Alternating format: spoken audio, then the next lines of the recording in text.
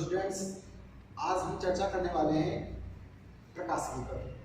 हम बात करेंगे प्रकाश के बारे में, प्रकाश क्या है, इसके क्या क्या गुण हैं, इन सभी के बारे में आज बहुत बेसिक सी चर्चा करेंगे जो आपने क्लास 8 में पढ़ा था और हाई स्कूल में पढ़ा था।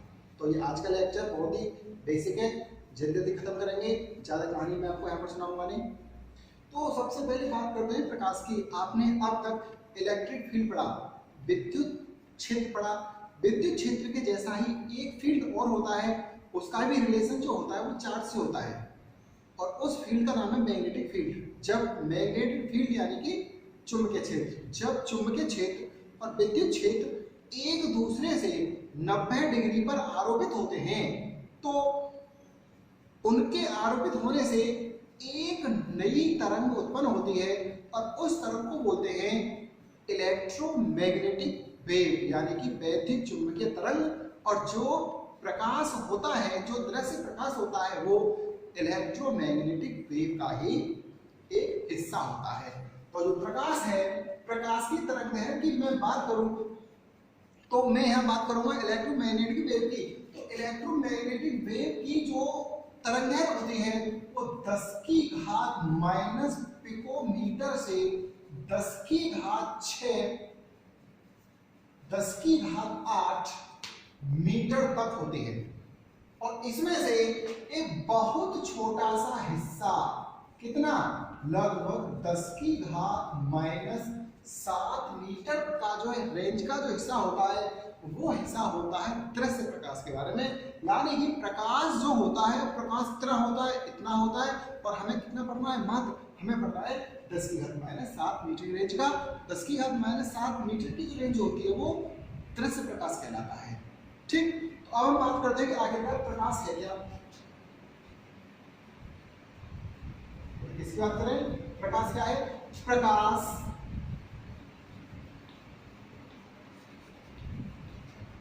ऊर्जा का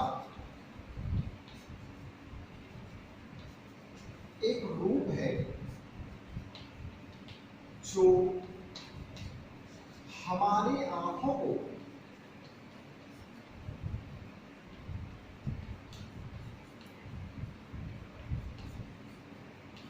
संवेदित कर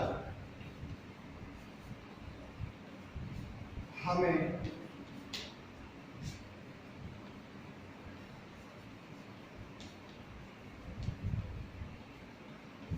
दृष्टि संवेदना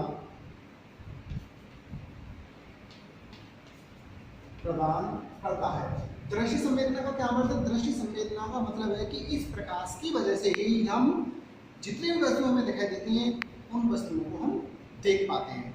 अब हम बात करते हैं प्रकाश के गुण की। ठीक, तो प्रकाश का गुण क्या होता है ये मैंने आपको पहले बता दिया कि जो प्रकाश होता है वो किस फॉर्म में होता है, वो वैद्युत चुंबकीय तरंगों के रूप में होता है। तो पहला गुण जो होता है वो यही है कि जो प्रकाश होता है वो वैद्युत चुंबकीय तरंग के रूप में होता है। और प्रकाश की जो प्रकृति होती है, प्रकाश की प्रकृति होती है अनुप्रस्थ। तरंगें दो प्रकार की होती हैं, अनुप्रस्थ और अनुदैर्घ्य। उसमें से जो प्रकाश की प्रकृति है वो कैसी है, प्रकाश की प्रकृति है अनुप्रस्थ। और दूसरा जो गुण है, प्रकाश को चलने के लिए किसी माध्यम की आवश्यकता नहीं होती। ये प्रकाश में भी, ये निर्वात में भी चल सकता है। निर्वात में प्रकाश की चाल 3 × 10 की घात 8 मीटर पर सेकंड होती है। ठीक, मैं लिख दे रहा हूँ, निर्वात में प्रकाश की चाल, जिसे हम डिनोट किससे करते हैं, सी से डिनोट करते हैं। तो प्रकाश की चाल कितनी होती है, 3 × 10 की घात 8 मीटर पर सेकेंड। इससे ज्यादा स्पीड से प्रकाश नहीं चल सकता। प्रकाश क्या, कोई भी जो ऑब्जेक्ट पृथ्वी पर मौजूद है वो पृथ्वी पर क्या अब तक जो हमारी जानकारी में कोई भी ऑब्जेक्ट जो यूनिवर्स में मौजूद है वो प्रकाश की स्पीड से ज्यादा नहीं दौड़ सकता। और प्रकाश निर्वात में भी चल सकता है। तीसरा जो इसका गुण है, तीसरा गुण है इसकी तरंगदैर्घ्य का। तो जो दृश्य प्रकाश होता है उसकी तरंगदैर्घ्य होती है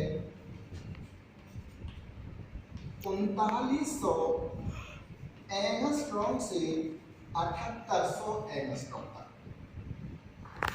इससे अगला जो गुण है, इससे अगला गुण है कि प्रकाश हमेशा सीधी रेखा में चलता है। प्रकाश को मोड़ा नहीं जा सकता, लेकिन बहुत बड़े लेवल पर अभी नहीं। जब आप आगे बढ़ोगे तो ग्रेविटी की वजह से प्रकाश को मुड़ता हुआ देखा गया है, लेकिन यहाँ पर आपके लिए इससे कोई लेना नहीं है। आपको फिलहाल इतना ही करना है कि प्रकाश सीधी रेखा में चलता है। ठीक, इसके बाद अगर प्रकाश किसी पारदर्शी तल पर आरोपित होता है, आपतित होता है, तो उसका अपवर्तन हो जाता है, या प्रकाश किसी चिकनी या पॉलिशदार तल पर पड़ेगा तो उसका परावर्तन हो जाता है। अब ऑप्टिक्स को पढ़ते हुए, यानी कि प्रकाशिकी को पढ़ते हुए, एक शब्द जो सबसे ज्यादा आता है वो है प्रकाश किरण या प्रकाशिक किरण। आखिरकार ये प्रकाशिक किरण होती क्या है, आज इसको जानेंगे। तो प्रकाश किरण होती क्या है? किसी पारदर्शी माध्यम में चलते हुए प्रकाश जिस पथ का अनुसरण करता है उस पथ को ही क्या कहते हैं? उस पथ को कहते हैं प्रकाश किरण। अगर बहुत सारी प्रकाश किरणें एक साथ मिलकर एक दिशा में चले तो बहुत सारी प्रकाश किरणों का जो समूह होता है वो कहलाता है किरण पुंज। तो उम्मीद है आपको किरण पुंज के बारे में मालूम पड़ गया होगा। किरण पुंज के जो प्रकार होते हैं, किरण पुंज 3 प्रकार के होते हैं। पहला किरण पुंज है अभिसारी, दूसरा किरण पुंज है अपसारी, और तीसरा किरण पुंज है समांतर किरण पुंज। अभिसारी किरण पुंज में क्या है? यदि बहुत सारी प्रकाश किरणें किसी एक बिंदु पर मिलती हुई प्रतीत होती हैं तो इसे कैसा किरणपुंज कहते हैं? इसे किरणपुंज कहते हैं अभिसारी। अपसारी किरणपुंज क्या है? यदि बहुत सारी किरणें एक बिंदु से आती हुई प्रतीत होती हैं तो इसे कौन सी किरणपुंज कहते हैं? इसे कहते हैं अपसारी किरणपुंज। समांतर किरणपुंज, यदि सभी प्रकाश किरणों के बीच में समान दूरी हो तो ऐसे किरणपुंज को क्या कहते हैं? ऐसे किरणपुंज को कहते हैं समांतर किरणपुंज। ठीक बेटा, अब हम बात कर लेते हैं प्रकाश के गुण की। और पहला जो प्रकाश का गुण है आपके सिलेबस में वो है प्रकाश का अपवर्तन। अब हम बात करने वाले हैं प्रकाश के अपवर्तन की, लेकिन प्रकाश के अपवर्तन से पहले मैं आपको थोड़ा सा माध्यम के बारे में बता दूं। माध्यम, क्योंकि यहाँ पर बात किसकी कर रहे हैं? बात हम कर रहे हैं प्रकाश की। तो प्रकाश को चलने के लिए जो माध्यम होना चाहिए, कैसा माध्यम होना चाहिए? पारदर्शी माध्यम होना चाहिए। माध्यम क्या?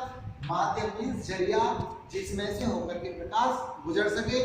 तो आप मुझे 2-4 ऐसे पारदर्शी माध्यमों के नाम बता सकते हैं जिन्हें आप जानते हो? जैसे निर्वात है, हालांकि निर्वात कुछ नहीं है, एक विद्युत प्रकाश चलता है। निर्वात है, वायु है, जल है, कांच है, मिट्टी का तेल है, हीरा है। यानी कि वे सभी ठोस द्रव्य या गैस पदार्थ जिसमें से होकर के प्रकाश गुजर सकता है वो क्या कहलाता है? वो कहलाता है माध्यम। और माध्यम के अगर हम प्रकार देखें तो माध्यमों के घनत्व के आधार पर माध्यम 2 प्रकार के होते हैं। पहला होता है विरल और दूसरा होता है सघन। तो देखिए पहला माध्यम कौन सा? पहला माध्यम होता है विरल माध्यम, और दूसरा माध्यम क्या होता है? दूसरा माध्यम होता है सघन माध्यम। तो विरल माध्यम मैं केवल चित्र बना के आपको समझाऊंगा, विरल माध्यम और सघन माध्यम। मान लीजिए आपके पास 2 माध्यम है, इस माध्यम को मैं मान रहा हूं विरल और इस माध्यम को मैं मान रहा हूं सरल। तो विरल और सघन माध्यम कैसे आप अंतर कर पाओगे? जैसे मान लीजिए अगर कोई माध्यम है जिसमें उसके अणु बहुत दूर है और कोई माध्यम है जिसमें उसके अणु बहुत पास हैं, तो इन दोनों माध्यमों में जिनके अणु बहुत दूर होंगे वो कहलाएगा विरल माध्यम, और जिनके अणु बहुत पास होंगे वो कहलाएगा सघन माध्यम। तो आप इसमें से समझ सकते हो इन सभी में से सबसे सघन माध्यम कौन सा है? सबसे सघन माध्यम है हीरा। और सबसे विरल माध्यम कौन सा है? वायु। अगर मैं निर्वात की और वायु की बात करूं तो ये लगभग एक जैसे ही होते हैं। ठीक, निर्वात को वायु और वायु से निर्वात भी बोला जा सकता है, लेकिन हालांकि इन दोनों में बहुत डिफरेंस है। लेकिन आप यहाँ पर निर्वात और वायु को एक जैसा समझ सकते हैं। अब हम बात करते हैं वायु और जल की। तो वायु और जल में कौन सघन है? वायु और जल में जल सघन कहलाएगा और वायु कहलाएगा विरल माध्यम। अब आ जाते हैं जल और कांच में। जल और कांच में कौन सघन है? जल और कांच में कांच सघन है और जल विरल है। तो कहने का मतलब ये है कि आप किसी माध्यम को सघन या विरल नहीं बोल सकते। कब तक? जब तक कि आप उसकी कंपेयर किसी और दूसरे माध्यम से ना करें। सरल और विरल माध्यम ये सापेक्षिक शब्द हैं। ठीक, तो उम्मीद है आपसे माध्यम के बारे में आ गया समझ में। यहाँ पर मैं माध्यम की बात क्यों कर रहा हूँ? यहाँ पर मैं माध्यम की बात इसलिए कर रहा हूँ क्योंकि प्रकाश को माध्यम से गुजरना पड़ेगा और जो प्रकाश का अपवर्तन है ये तभी होता है जब प्रकाश एक माध्यम से दूसरे माध्यम में गुजरता है। तो प्रकाश के अपवर्तन की परिभाषा है कि जब प्रकाश किसी समान पारदर्शी माध्यम से दूसरे समान पारदर्शी माध्यम में प्रवेश करता है तो दोनों माध्यमों के पृष्ठ पर प्रकाश अपने मार्ग से विचलित हो जाता है। प्रकाश के इस प्रकार विचलित होने की ही परिघटना को हम क्या बोलते हैं? प्रकाश का अपवर्तन। आइए चित्र के माध्यम से समझते हैं। मान लीजिए मैंने एक लाइन खींची, उस लाइन के ऊपर है पहला माध्यम और इस लाइन के नीचे है द्वितीय माध्यम। पहला तो और द्वितीय माध्यम का मतलब है ये वायु हो सकती है, ये कांच हो सकता है, ये जल हो सकता है, कांच हो सकता है, ये कांच हो सकता है और ये जल हो सकता है। अब मान लीजिए मुझे प्रकाशिक किरण आपतित करनी है, तो प्रकाशिक किरण कहाँ आपतित करनी है उसको जानने के लिए मैंने एक लंब डाला और इस लंब को मैं नाम देने वाला हूं अविलंब। क्या नाम देने वाला बेटा? मैं अविलंब। तो मुझे प्रकाशिक किरण आपतित करनी है ऐसे। ठीक, तो यहां से यहां तक ये पहले माध्यम में चली, तो यहां से यहां तक पहले माध्यम में चली तो ये चलेगी सीधी रेखा में। जैसे ही ये इस माध्यमों के पृष्ठ पर आएगी ये अपने मार्ग से विचलित हो जाएगी। जैसे मान लीजिए अगर ये माध्यम चेंज ना हुए होते तो ये किस तरह चली जाती? ये सीधी चली जाती बिना मुड़े हुए। ठीक बेटा, अरे इसमें लेकिन अब ये एक माध्यम से दूसरे माध्यम में जा रही है तो ये अपने पहले मार्ग से या तो अविलंब के पास आएगी या फिर अविलंब से दूर हटेगी। अविलंब के पास आना या अविलंब से दूर हटना ये डिपेंड किस पे करेगा? ये डिपेंड करेगा माध्यमों पर। ठीक, तो इसके बारे में डिस्कशन बाद में करेंगे।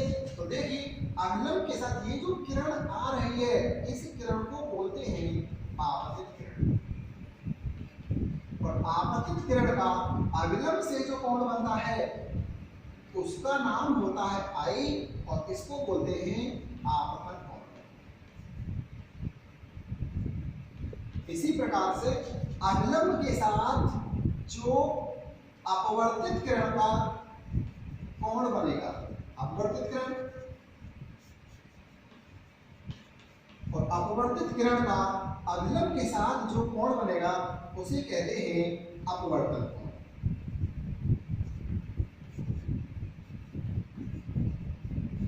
ठीक, और इसको हम रिप्रेजेंट करते हैं किससे? आर से। अब हम बात करते हैं कि पहली कंडीशन यानी कि अविलंब के पास और दूसरी कंडीशन यानी कि अविलंब से दूर। तो पहली कंडीशन कब होगी और दूसरी कंडीशन कब होगी? अगर मान लीजिए प्रकाश किरण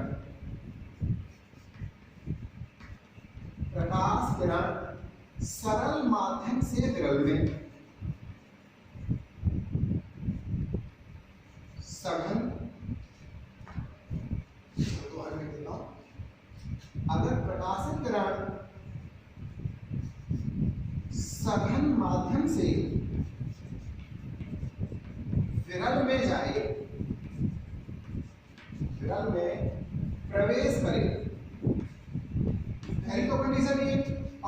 दूसरी कंडीशन जो होगी सर देखो सघन माध्यम से विरल में, और दूसरी कंडीशन होगी विरल से सघन में प्रवेश करेगी।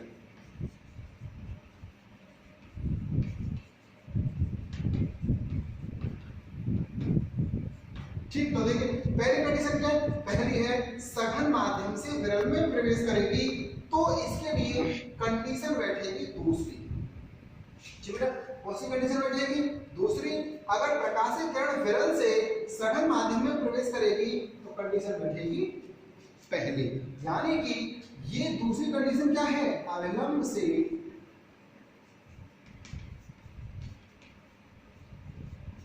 दूर हट जाएगी, और ये अविलंब की ओर झुकेगी। ठीक है, तो आपको ये सब कुछ मालूम पड़ेगा होगा। अब अपवर्तन के भी कुछ नियम हैं, और उन नियमों की संख्या है 2। तो हम यहाँ पर चर्चा करेंगे पहले नियम की।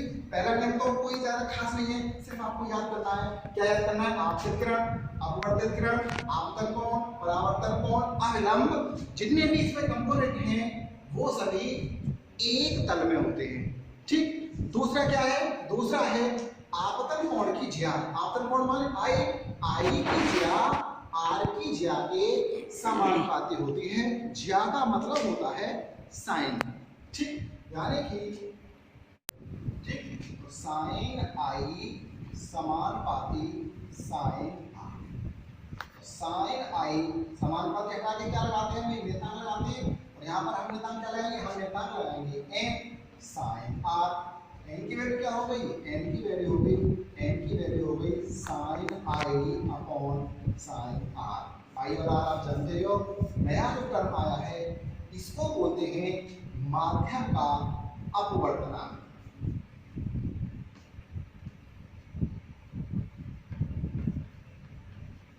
ठीक, अब आपको हो गया कि अपवर्तनांक क्या है। अपवर्तनांक पर मैं आपको एक अलग लेक्चर दूंगा, काफी ज्यादा ब्रॉड है ये अपवर्तनांक, लेकिन आप फिलहाल इतना समझ लो कि अपवर्तनांक ही वो चाबी है जो मुझे माध्यम के बारे में बताएगा कि उस माध्यम में वे क्या है।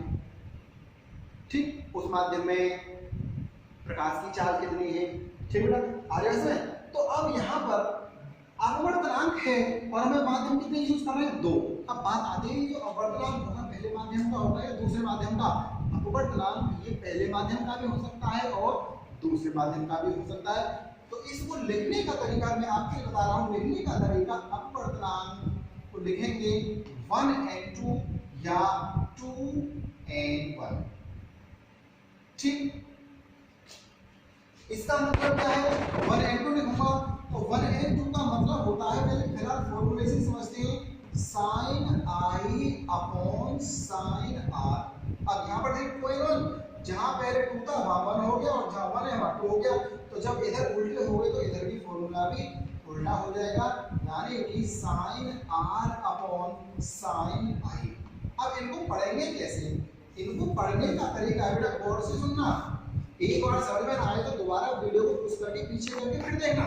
इसका 1n2 का मतलब होता है कि पहले माध्यम के सापेक्ष दूसरे माध्यम का अपवर्तनांक। और इसको क्या बोलेंगे? इसको बोलेंगे दूसरे माध्यम के सापेक्ष पहले माध्यम का अपवर्तनांक। ठीक, अब आपको ये फॉर्मूले दोनों एक दूसरे के उल्टे दिखाई दे रहे होंगे। यहाँ पर आई ऊपर, यहाँ पर आर ऊपर। तो ध्यान रखना कि दोनों माध्यमों के अपवर्तनांक एक दूसरे के व्युत्क्रम के बराबर होते हैं। ठीक, अरे बेटा बात समझ में नहीं? अब इसके बाद ठीक है बेटा, अरे बस अब इसके बाद हम यहाँ हमने पहला माध्यम माना, दूसरा माध्यम माना। अगर मान लीजिए मैं पहले माध्यम को निर्वात मान और दूसरे माध्यम को मैं कुछ भी मान सकता हूं, जैसे मान जल मान लूं, वायु ले लूं, कांच ले लूं। ठीक, तो अब इस यहाँ पर देखो कि प्रकाशित किरण कहाँ से, इसके ऊपर निर्वात है और इसके ऊपर जल, इसके नीचे जल है। तो प्रकाशित किरण निर्वात से प्रवेश किसमें कर रही है? जल में कर रही है। तो इसको मैं n के टर्म में कैसे लिखूंगा। तो देखिए यहाँ पर 1 और 2 है, 1 कौन सा माध्यम है उधर, निर्वात, और 2 कौन सा माध्यम है, 2 है जल।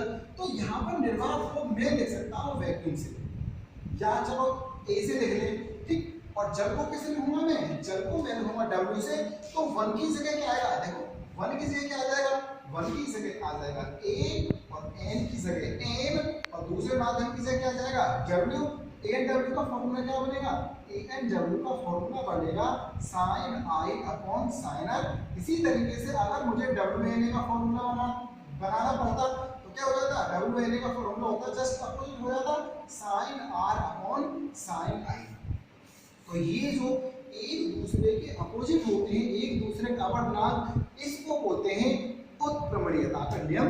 इसके अनुसार जिस प्रकार से ये प्रकाश किरण ऐसे आ रही है और ऐसे जा रही है, ठीक, अगर मैं प्रकाश की किरण को ऐसे उल्टा भेजूं तो ये इसी पथ से होते हुए वापस भी लौट जाएगी। इस नियम को कहते हैं उत्क्रमणीयता का सिद्धांत, ठीक। अगर मैं अपवर्तनांक को वेग के फॉर्म में रिलेट करूं तो वेग के फॉर्म में होता है 1n2। बेटा मैं 1n2 लूंगा, 1n2 का मतलब होता है, देखो ऊपर कौन सा माध्यम है, I किसे बन रहा है, पहले बन रहा है। तो 1n2 का मतलब होता है पहले माध्यम में वेग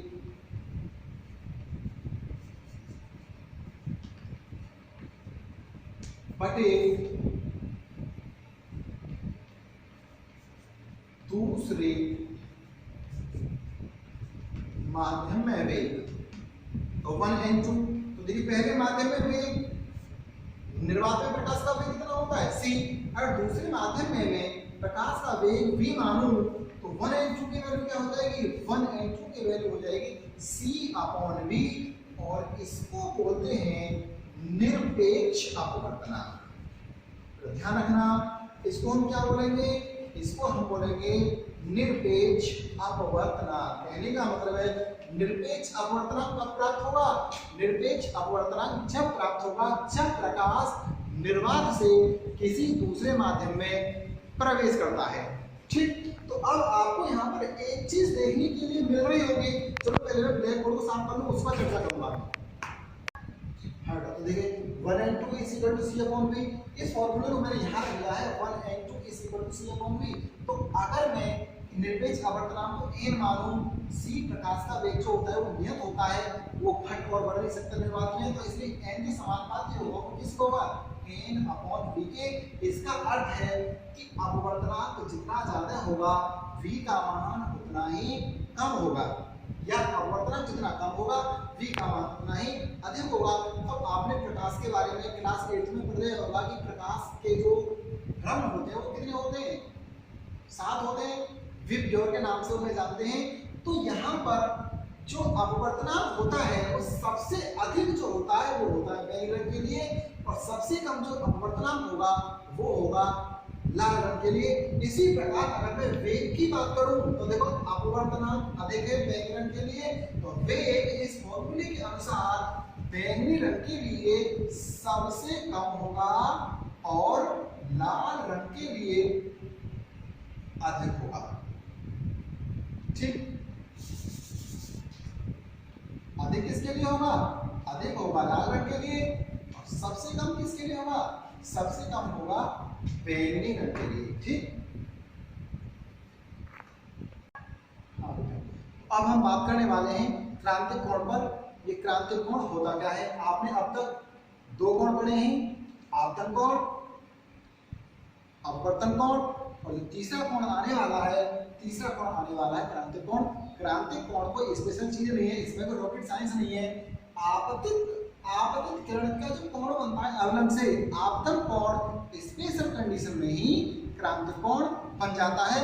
और वो स्पेशल कंडीशन क्या होती है, इस चित्र के माध्यम से समझते हैं। देखिए यहाँ पर मैंने एक 2 माध्यम लिए हैं। पहला माध्यम कैसा है, विरल, दूसरा माध्यम कैसा है, सघन। उम्मीद है विरल और सघन में अब आपको कोई कंफ्यूजन नहीं रहा होगा। अब मैं एक प्रकाश किरण आपतित करता हूँ विरल माध्यम से, सॉरी यहाँ पर जो किरण होनी चाहिए थी वो होनी चाहिए थी सघन माध्यम से विरल माध्यम, ठीक। ये माध्यम कैसा, ये माध्यम होगा सघन और ये माध्यम होगा विरल। ठीक, अगर कोई प्रकाशित किरण सघन माध्यम से विरल माध्यम में प्रवेश करती है तो आपको पहले ही पता है कि वो अविलंब से दूर हट जाती है। तो देखो इस कंडीशन में ये अगर माध्यम ना हो गए अलग अलग तो क्या ये प्रकाश में ऐसे सीधी निकल जाती, लेकिन अविलंब से इतनी दूर हट गई। अब मान लीजिए मैंने आपतन कोण को थोड़ा सा बढ़ा दिया इतना, ठीक बेटा। तो जब मैंने इसको इतना बढ़ा दिया तो क्या ये थोड़ी सी और अविलंब से दूर हट जाएगी? बिल्कुल हटनी चाहिए।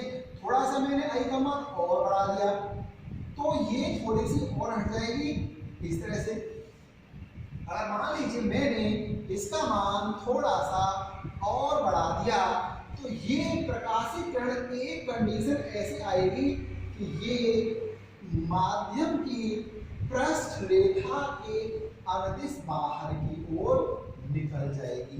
इस कंडीशन में ये आई का मान जो होगा, आई का मान ही किसके बराबर होगा? आई का मान ही क्रांतिक कोण के बराबर होगा। और इस कंडीशन में आर का मान क्या हो जाएगा? आर का मान हो जाएगा 90 डिग्री। तो देखिए अब आपने स्नेल का नियम तो पढ़ा ही होगा। स्नेल के नियम से, स्नेल का नियम क्या है? 1n2 is equal to sine i upon sine r. तो 1n2 is equal to sine i की जगह में क्या रखूं? 0 रखूं, और साइन आर की जगह में क्या रखूं? साइन 90 रखूं। और 1n2 is equal to sine c upon sine 90 की वैल्यू कितनी? 1। तो एक का फॉर्मूला हो गया 1n2 is equal to sine c. अब मैं इसका अपोजिट करूं, 1 की जगह 2 पर हूं, 2 की जगह 1 पर हूं, तो फॉर्मूला क्या हो जाएगा? फॉर्मूला हो जाएगा 1 अपॉन साइन सी, जहां पर सी क्या है? जहां पर सी है क्रांतिक कोण। ठीक, तो वही जो हमने पहले बताया था कि अपवर्तनांक यहां आप हो गए, अपवर्तनांक किसके विपरीत है? क्रांतिक कोण के। अपवर्तनांक ज्यादा होगा क्रांतिक कोण कम होगा, और अपवर्तनांक कम होगा क्रांतिक कोण ज्यादा होगा। मैं आपको सिर्फ बता दे रहा हूं अपवर्तनांक ज्यादा किसके लिए है? बैंगनी के लिए। तो क्रांतिक कोण कम किसके लिए होगा? अपोजिट हो जाएगा ना। ठीक बेटा। और वैसे अगर अपवर्तनांक बैंगनी रंग के लिए ज्यादा है तो क्रांतिक कोण बैंगनी रंग के लिए कम होगा। ठीक है बेटा। इसी प्रकार से ये लाल रंग के लिए हो जाएगा। आप इसको खुद करके देख सकते हैं। अगर मान लीजिए मैंने आई के मान को थोड़ा सा और बढ़ा दिया इस तरह से, तो क्या होगा? तो ये किरण जिस माध्यम से आई थी उसी माध्यम में वापस लौट जाएगी। तो प्रकाशित किरण का उसी माध्यम में टकराकर वापस लौटने की जो घटना होती है उस घटना को हम बोलते हैं, उस घटना को हम बोलते हैं पूर्ण आंतरिक परावर्तन। पूर्ण आंतरिक परावर्तन के कारण ही हीरा सबसे स्पेशल होता है और इसी वजह से उसकी चमक भी बहुत अधिक होती है। तो उम्मीद है बेटा आज का लेक्चर आपकी समझ में आया होगा। आप इसको पढ़ेंगे, देखेंगे, समझेंगे। सर एन और सी में क्या रिलेशन है? एन और सी में रिलेशन, ठीक। तो बेटा देखिए ये एन है और ये सी। एन माने अपवर्तनांक, सी माने क्रांतिक कोण। तो जो एन अधिकतम होता है, एन अधिकतम किसके लिए होता है? बैंगनी रंग के लिए। यहाँ पर देखिए रिलेशन उल्टा है, जिसके लिए एन अधिक होगा क्रांतिक कोण सबसे कम होगा। तो इसलिए क्रांतिक कोण कम होगा किसके लिए? बैंगनी रंग के लिए ना। एन अधिकतम बैंगनी रंग के लिए और क्रांतिक कोण कम किसके लिए? बैंगनी रंग के लिए। इसी प्रकार एन निम्नतम किसके लिए? लाल रंग के लिए। इसी प्रकार से क्रांतिक कोण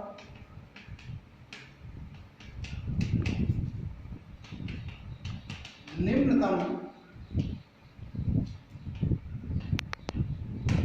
किसके लिए? लाल रंग के लिए। या कम ना लिख करके निम्नतम लिखिए और अच्छा लगेगा। ठीक है बेटा, आगे समझ में?